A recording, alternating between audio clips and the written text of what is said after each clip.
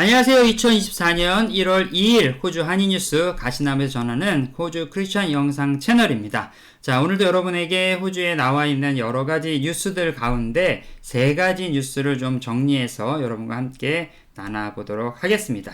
자, 오늘 처음으로 나눠드릴 뉴스는요, 바로 새해에 달라지는 호주 복지 정책입니다. 여러분 잘 아시는 것처럼 호주 하면 복지고요, 복지하면 호주 아니겠습니까? 우리가 좀 농담으로 영주권 받으면 제일 먼저 센트럴링크를 가라. 그러면 당신이 받을 수 있는 복지 혜택에 대해서 배울 수 있을 것이다 라는 얘기를 하는데요. 2023년도를 넘어서 2024년도 새해에 어떠한 복지 정책이 달라지는지 잠깐 살펴보도록 하겠습니다.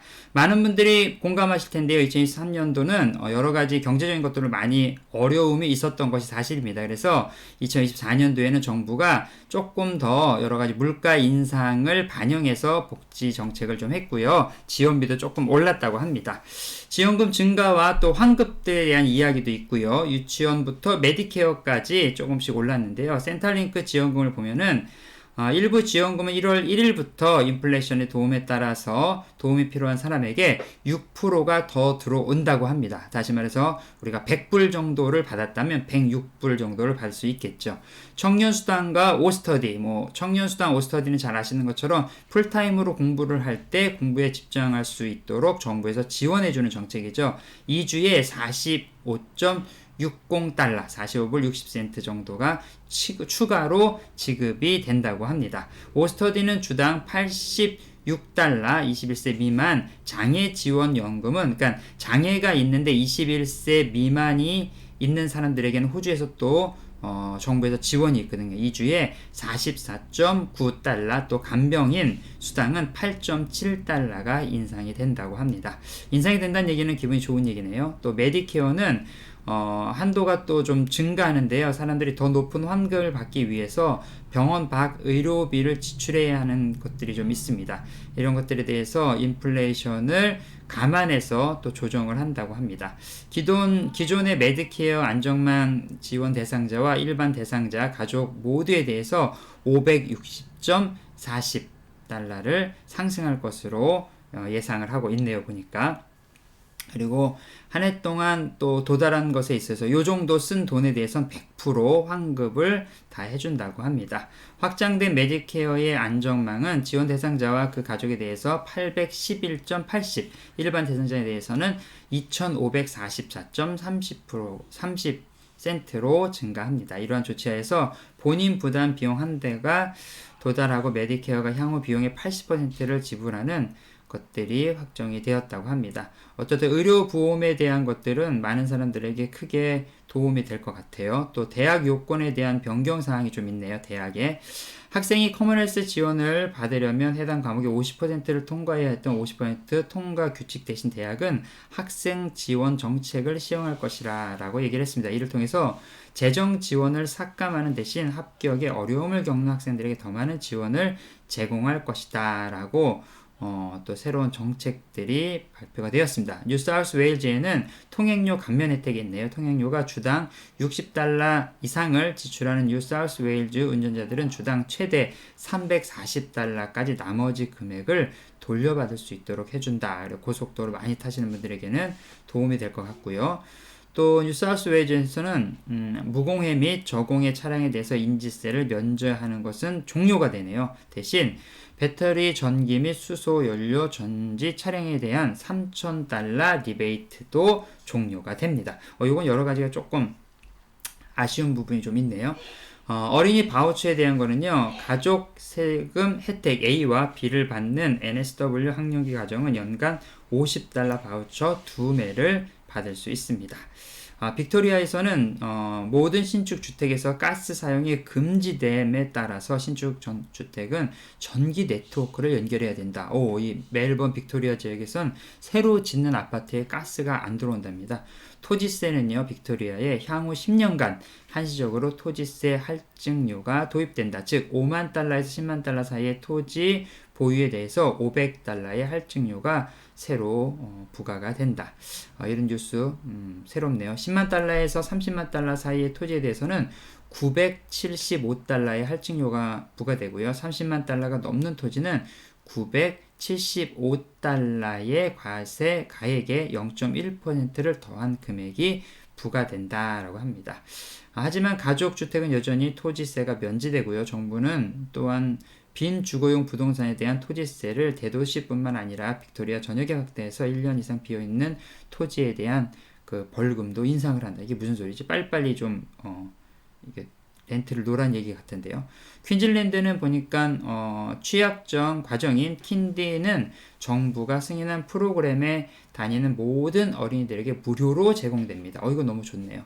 연간 40주 동안 주당 15시간씩 무료로 유치원을 보내주는 퀸즐랜드. 또 퀸즐랜드 바우처도 있고요. 레크레이션 가족은 스포츠 바우처가 150달러의 바우처가 나아갑니다. 사우스 오스트레일리아에서는 전기차 리베이트가 있는데요. 남호주의 사우스 오스트레일리아 주민들은 3,000달러의 전기자동차 리베이트가 종료되고요. 이미 차량을 구매했지만 아직 차량을 인도받지 못한 사람은 여전히 혜택을 받을 수 있습니다. ACT, 캔버라 캐피탈 시티는요, 3세 아동을 위한 프리스쿨은 일부 정부 기관에서 연간 300시간 동안 무료로 제공하고요. 노던 테리토리에서도 가족을 위해서 100불짜리 바우처가 제공이 된다고 합니다. 여러 가지 혜택들이 좀 달라진 혜택들 여러분들 다시 한번 좀 점검해 보시면서 혜택을 좀 누리셨으면 좋겠습니다. 자, 두 번째 뉴스는요, 2024년 1월 1일부로 지구의 인구가 여러분 몇 명이게요? 이제 80명이 넘었습니다. 80명. 죄송합니다. 80억 명이 넘었습니다. 80억 명. 미국 통계청의 최근 조사에 따르니까요, 전 세계 인구가 2023년 한 해 동안 약 7,500만 명이 증가하여 내년에, 그러니까 올해죠. 벌써 됐죠. 1월 1일에는 80억 명이 넘을 것이라고 CBS 뉴스에서 보도를 했답니다. 올해 인구 성장률은 약 1% 미만으로요.